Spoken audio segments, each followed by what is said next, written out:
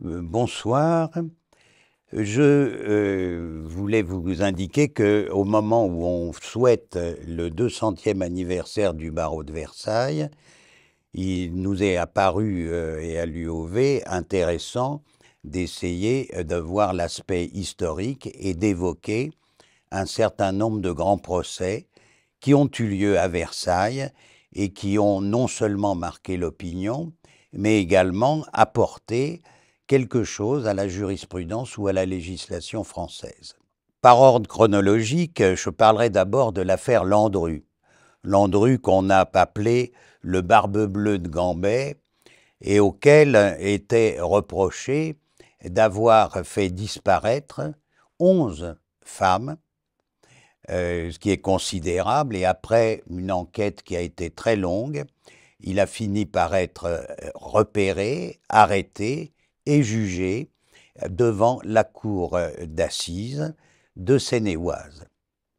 Il a été finalement condamné à mort et le problème qui se pose, c'est qu'il n'y avait pas d'éléments matériels irréfragables et notamment on n'a jamais retrouvé de cadavre. Deuxième affaire qui est assez différente, c'est l'affaire Weidmann.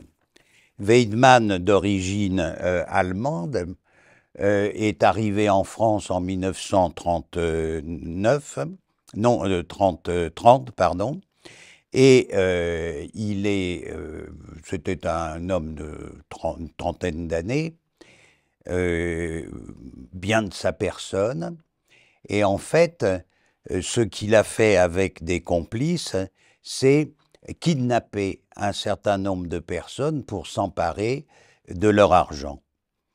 Et finalement, il y a eu quand même, je crois, une dizaine de personnes dont eux, on a retrouvé les cadavres.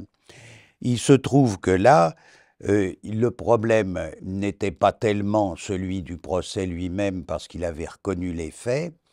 Il a été condamné à mort pour ça et il a été exécuté devant la prison de Versailles, place Mignot, à côté d'ici, publiquement.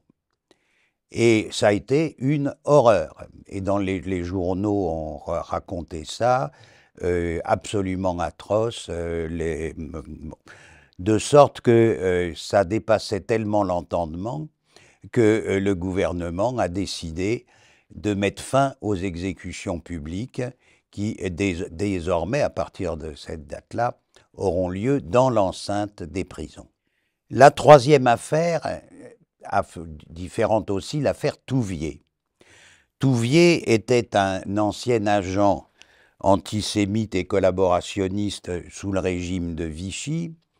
Il avait été condamné au sortir de la guerre en 1946 et 1947 à mort.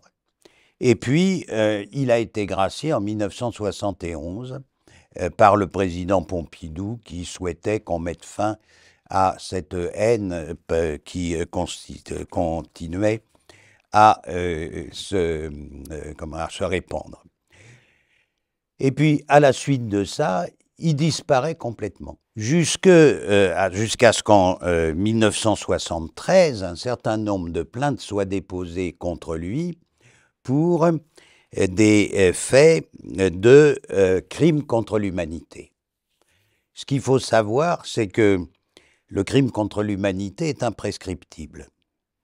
Et là, il a été, donc à la suite, après s'être caché, etc., il a été finalement arrêté, mais 20 ans après. Et là, tout le problème était de savoir si effectivement la prescription n'avait pas joué et si on pouvait encore le poursuivre.